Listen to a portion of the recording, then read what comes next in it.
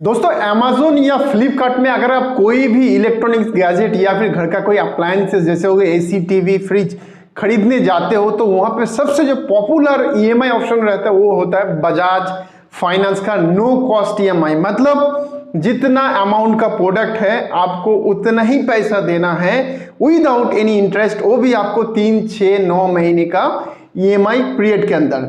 लेकिन दोस्तों क्या ये सच में ऐसा हो सकता है? मतलब जितना का प्रोडक्ट उतने का ही देना पड़ेगा, इसके अंदर अलग से कोई चार्जेस नहीं देना होगा?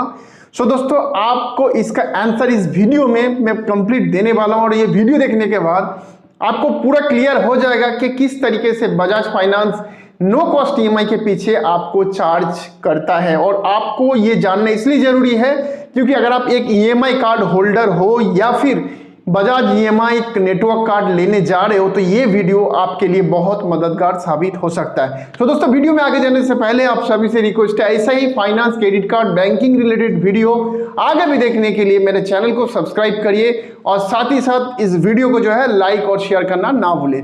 तो चलिए दोस्तों बात करते हैं मेन टॉपिक के ऊपर। दोस्तों देखिए Bajaj finance EMI network card या फिर ईएमआई कार्ड जो होता है वो फ्री नहीं होता है, उसमें बहुत सारे जो है हिडन चार्जेस है। और वो चार्जेस के बारे में अगर आप जानकारी नहीं रखते हो या फिर आधा अधूरा जानकारी रहता है तो आपका लाइफ जो है हेल होने वाला है। कैसे होने वाला है मैं आगे बताता हूं।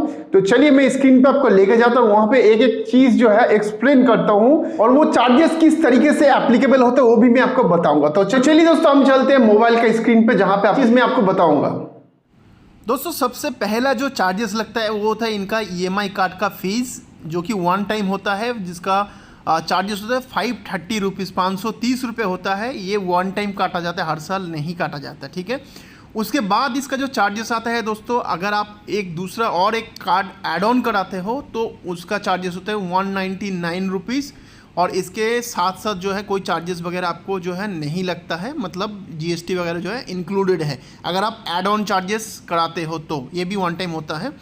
दोस्तों थर्ड जो चार्जेस होता है ना वो काफ़ी इंटरेस्टिंग होता है, इसको बोला जाता है कन्वीनियंस फी, जो कि होता है 99 रुपीज़ का, प्लस जो है टैक्सेस होता है और इसमें टैक्सेस लगता है 18% जीएसटी, मतलब लगभग 117 से 118 रुपये का चार्जेस होता है। कन्वीनियंस फी तब लगता है जब आप कोई भी प्रोडक्ट खरीदते हो ईएमआई कार्ड से, जब उसका फर्स्ट बिल जनरेट होता है, फर्स्ट ईएमआई आपका कटता है अकाउंट से, उसके साथ ही ऐड होके आता है। तो इस बात का ज़रूर ध्यान रखिए कि अगर आपका ईएमआई 2500 का आ रहा है, मान के चले आपने कोई सामान खरीदा है 15,000 का और 6 महीने में लिया है, 2500 का ईएमआई आ रहा है, और आपने सोचा चलो मेरा बैंक खाते में तो मैं 2500 रख दूंगा, तो 2 तारीख या 5 तारीख का जो भी मेरा ईएमआई डेट है उस टाइम में कट जाएगा, तो हो जाएगा आपका क्या ईएमआई बाउंस। क्यों? क्योंकि 2500 के साथ साथ ये 118 रुपये भी जो है चार्ज काटा जाएगा, क्योंकि ये फर्स्ट ईएमआई के साथ आपका डिडक्शन होता है। होता है लोन एनहेंसमेंट फीस। सो मान के चलिए अगर आपका कार्ड में अगर कुछ लोन वगैरह आपने लिया है, उसको टॉपअप किए हो, तो उसके साथ साथ आपको जो है एक्स्ट्रा चार्जेस भी देना पड़ेगा। अगेन गाइस ये भी जो है 99 प्लस आपका जीएसटी, मतलब 118 रुपये के आसपास ये भी लगेगा अगर आपने वो ईएमआई कार्ड से कोई भी अगर आपने लोन वगैरह लिए हो या फिर उसका लिमिट इंक्रीज़ किए हो, तो यहाँ पे आपको चार्ज लगेगा, वो भी फास्ट ईएमआई के साथ, जो भी फास्ट ईएमआई होगा उसके साथ जुड़ के ये आएगा। दोस्तों इसके बाद जो है बहुत ज़्यादा चार्जेस करते हैं, बहुत लोगों का शिकायत है, वो है दोस्तों मैंडेट रजिस्ट्रेशन चार्जेस। अब ये मैंडेट रजिस्ट्रेशन चार्जेस होता क्या है बता देता हूँ। जब भी आप ये कार्ड लेते हो ना, आपको ऑटो डेबिट एक्टिवेट करने के लिए बोला जाता है, और ऑटो डेबिट एक्टिवेट करने का जो चार्जेस है बजाज कुछ नहीं लेता है, लेकिन कुछ बैंक जो है ये चार्ज करता है। और उस बैंक का लिस्ट यहाँ पे मैं स्क्रीन पे दिखा रहा हूँ, यहाँ पे आप देख सकते हो आईडीएफसी है, कर्नाटका बैंक है, पंजाब सिंध बैंक है, यूको बैंक है। तो कुछ बैंक जो है ये चार्जेस करता है और वो बैंक आपके खाते से ये अमाउंट चार्ज काट लेता है जब भी आप ऑटो डेबिट एक्टिवेट कराते हो। तो इस बात का ज़रूर ध्यान रखिए कि अगर इस लिस्ट में आपका बैंक है तो आपका जो ईएमआई कटेगा वो तो कटेगा, इसके अलावा 118 रुपये भी आपको जो खाते से काटा जाएगा, लेकिन ये वन टाइम चार्जेस है। जब भी आप ये मैंडेट ऑटो डेबिट एक्टिवेट करोगे तब ही चार्ज कटेगा, ठीक है। उसके बाद आते हैं दोस्तों सबसे बड़ा जो चार्जेस है, जो कि सबसे बड़ा कमाई का स्रोत है बजाज फाइनेंस का, वो है नेच चेक बाउंस चार्जेस। अभी नेच चेक बाउंस चार्जेस क्या होता है मैं आपको बता देता हूँ। ये होता है ऑटो डेबिट आपने एक्टिवेट करके रखा है और आपका मान के चलिए 5 तारीख को ईएमआई का डेट है और आपने खाते में पैसा नहीं डाला एक दिन 2 दिन पहले, और आपको होगा कि ECS बाउंस हो जाएगा, ऑटो डेबिट बाउंस हो जाएगा। तो जैसे ही बाउंस होगा आपका बैंक जो कटेगा चार्जेस वो अलग से, उसके अलावा बजाज आपसे 450 रुपये चार्ज लेगा। मतलब बैंक लेगा आपका जो भी चार्जेस है वो कटेगा, बैंक ले लेगा, प्लस बजाज भी 450 रुपये आपको ऐड कर देगा कि भाई तुम्हारा ECS बाउंस क्यों हुआ ये बोल के। ठीक है, तो इस बात का ध्यान रखिए, ये जितना महीने का बाउंस होगा उतना महीने आपको करता जाएगा। मतलब 6 महीना बाउंस हुआ तो 6 × 450 जोड़ लीजिए, 3000 हो गया। तो अगर आपने ऑटो डेबिट एक्टिवेट किया है तो सावधान रहिए, इस चार्ज से बचने के लिए आपको आपका बैलेंस मेंटेन रखना जरूरी है, ड्यू डेट से 2 दिन एटलीस्ट पहले। ठीक है, उसके बाद आता है मैंडेट रिजेक्शन चार्जेस। दोस्तों देखिए ये बहुत खतरनाक चार्जेस है। ये मैंडेट रिजेक्शन चार्जेस होता है जो कि मैंने ऑटो डेबिट का आपको बताया। ऑटो डेबिट आपने अप्लाई किया, ऑटो डेबिट एक्टिवेट करने के लिए आपको एक ऑटो डेबिट फॉर्म में जो है साइन कराया जाता है। ठीक है, आपका सिग्नेचर वगैरह जो है लेके, कैंसिल चेक वगैरह लेके वो भेजा जाता है आपके बैंक के पास।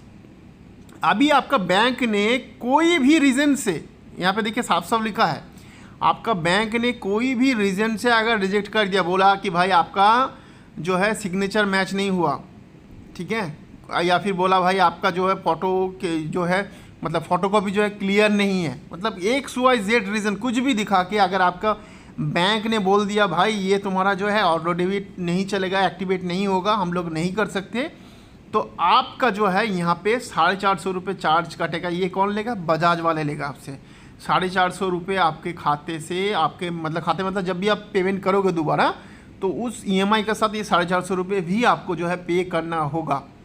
ठीक है, क्योंकि दोस्तों कुछ लोग क्या कर रहे थे कि ऑटो डेबिट एक्टिवेट ना हो जाए उसके लिए अपना दिमाग लगा रहे थे कि भाई एक काम करता हूँ, सिग्नेचर गलत कर देता हूँ, तो बैंक में जाएगा तो बोलेगा भाई ऑटो डेबिट एक्टिवेट होगा नहीं, तो ऑटो डेबिट एक्टिवेट नहीं होगा तो मेरे बाद में ECS बाउंस का लफड़ा ही ख़त्म। तो इसके लिए बजाज ने भी अपना दिमाग लगा दिया, भाई तू सिग्नेचर गलत कर, मैं तेरे से 450 रुपये ले लूँगा। तो इस तरीके से इस बात पे भी ध्यान रखिए कि अगर आप जानबूझ के या फिर गलती से भी या फिर कुछ भी रीज़न से अगर आपका ऑटो डेबिट एक्टिवेट नहीं हुआ तो भी आपको बजाज जो है 450 रुपये यहाँ से आपको चार्ज काट लेगा। तो इस बात का ज़रूर ध्यान रखिए कि आपका ऑटो डेबिट डीएक्टिवेशन मतलब रिजेक्शन होने में भी चार्जेस कटता है। ठीक है, उसके बाद अगर आप कोई पेमेंट डिले करते हो, मतलब EMI अगर आप डिले करते हो, मान के चलिए कि इस महीने का पेमेंट नहीं हुआ, अगले महीने आपका पेमेंट दोगे, तो उसके ऊपर जो है आपका जो भी चार्जेस ऊपर मैंने बताया वो तो लेगा ही लेगा, अलग से आपको 4% पर मंथ के हिसाब से आपको चार्जेस कटेगा जो भी आपको EMI आउटस्टैंडिंग है उसके ऊपर। तो आप समझ सकते हो कि चार्जेस मतलब अगर आप सोच रहे हो कि भाई मैं 2 महीने 3 महीने बाद EMI पे करूँगा, तो आपका जितना EMI कंपाइल होगा उसके ऊपर आउटस्टैंडिंग के ऊपर भी 4% पर मंथ, मतलब महीने का 4% मतलब सालाना कितना हो रहा है एक बार जोड़ लीजिए कितना होता है। ठीक है, सालाना मतलब 48%, उतना परसेंटेज रेट ऑफ इंटरेस्ट ये जोड़ेगा आपका अगर कोई भी EMI अगर आपका लेट हो जाते हो पेमेंट करने में। ठीक है, तो ये चार्जेस भी आपको लेगा बजाज फाइनेंस। ठीक है, उसके बाद आता है दोस्तों एनुअल फीस। और ये जो है दोस्तों ये बहुत ख़तरनाक चार्जेस है और इसके बारे में ना आधे लोगों को क्या पता है, मैक्सिमम लोगों को जो है पता ही नहीं है। अब क्यों नहीं पता मैं बता देता हूँ। ये जो एनुअल फीस है ना ये 117 रुपये ये तब कटता है जब आपने बजाज EMI का कोई कार्ड लिया, आपने लोन लिया, लोन ख़त्म हो गया, मान के चलिए 6 महीने में या 7 महीने में आपका लोन ख़त्म हो गया, राइट, और 7 महीने बाद आप भूल गए, चलो मेरा लोन तो ख़त्म हो गया, कोई दिक्कत नहीं है, लेकिन आपका जो कार्ड है ना वो डीएक्टिवेट आपने नहीं किया या बंद नहीं किया, तो आपका कार्ड जो है ना चालू रहेगा।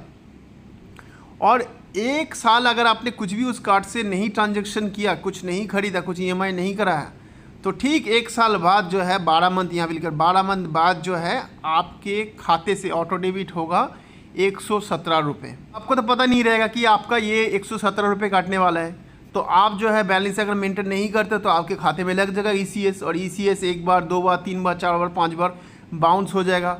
और बाउंस होने के बाद होगा क्या, आपके खाते से 295 करके कटता जाएगा। अगर आपका बैंक ऑफ बड़ौदा या SBI का अकाउंट है तो आपको 295 पर बाउंस में आपको कटेगा। ठीक है, पर बाउंस में आपको कटेगा। और ऊपर का जो मैंने 450 बताया वो भी आपको ले सकते हैं, ये जो यहाँ पे जो लिखा था ना नया चेक बाउंसर, ये भी ले सकता है। और प्लस जो है आपका बैंक वाला भी आपको चार्ज करेगा, मैंने बताया 295 अगर आपका बैंक ऑफ बड़ौदा या फिर SBI है। अगर ICICI है तो वो आपको और ज़्यादा लगेगा। एक्सिस बैंक का, HDFC बैंक का वो लोग 590 रुपये लेते हैं पर ECS बाउंस चार्जेस के लिए। सो अगर आपके साथ भी ऐसा हुआ है ECS बाउंस चार्जेस बजाज का, तो आप मुझे ज़रूर बता सकते हो कमेंट सेक्शन में। लेकिन दोस्तों ये बहुत ख़तरनाक चार्जेस कटता है और ये बहुत लोग परेशान है इससे। सो अगर आप इस कार्ड को इस्तेमाल नहीं करना चाहते तो इसको डीएक्टिवेट कर दीजिए, बंद कर दीजिए। नहीं तो अगर आप चालू रखोगे तो ये 117 रुपये के नाम पे आपके खाते से हज़ार रुपये आपको जो है कट जाएगा ECS बाउंस चार्जेस के नाम पे। तो इस बात का जरूर ध्यान रखिए। तो ये सारा जो चार्जेस है जो भी मैंने बताया, ये सारा जो चार्जेस है ये आपको देना ही पड़ेगा। ये एज़ पर ऑफिशियल मैं आपको वेबसाइट बता रहा हूँ, इसका लिंक मैं वीडियो का डिस्क्रिप्शन में दे दूँगा। अब जाके आप खुद भी चेक कर सकते हो। और ये सब चार्जेस आपको कटता है 0% इंटरेस्ट के नाम पे, मतलब नो कॉस्ट EMI के नाम पे। तो आई होप आपको समझ आ चुका होगा कि नो कॉस्ट EMI का चार्जेस किस तरीके से काम करता है और आपको क्या क्या चीज़ों के ऊपर सावधानी रखना ज़रूरी है। सो दोस्तों हम मिलते हैं अगले वीडियो में ऐसे ही कुछ इन्फॉर्मेटिव टॉपिक के साथ। तब तक अपना बहुत सारा ख्याल रखिएगा। जय हिंद, वंदे मातरम।